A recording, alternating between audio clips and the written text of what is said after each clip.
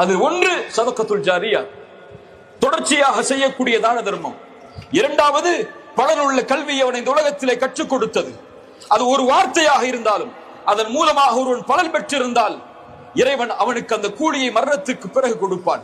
மூன்றாவது சொன்னார்கள் வலதுன் சாலிஹுன் யதுஉ லஹு, அவனுக்காக பிரார்த்தனை செய்யக்கூடிய பிள்ளைகள், அது அவனுடைய செல்வம்.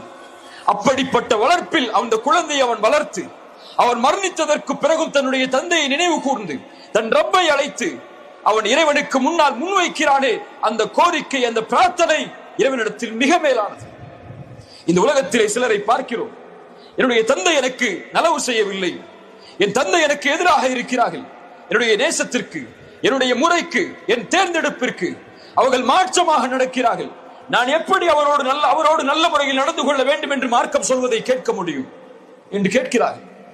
அவர்களுக்கு ஒன்றை சொல்லுகிறேன், உங்களுடைய தந்தை உங்களுக்கு செல்வத்தை கொடுக்கவில்லை என்றாலும், உங்களுடைய தந்தை உங்களுக்கு கல்வியை கொடுக்கவில்லை என்றாலும், உங்களை மிகப்பெரிய அரண்மனையில் வாழ வைக்கவில்லை என்றாலும், மிகப்பெரிய வசதிகளுக்கு உங்களுடைய தந்தை உங்களை உட்படுத்தவில்லை என்றாலும், உங்களுடைய தந்தைக்கு நீங்கள் நன்றி செலுத்துவதுடைய காரணத்தை தேட வேண்டும் என்றால் அவர்கள் மூலமாக லா இலாஹ இல்லல்லாஹ் என்ற ஷஹாதத்தை மொழிவதற்கு அல்லாஹ் உங்களுக்கு அருள் செய்ததற்கு இந்த உலகம் முழுக்க நீங்கள் சுஜூதில் கிடந்தாலும் ஈடாகாது.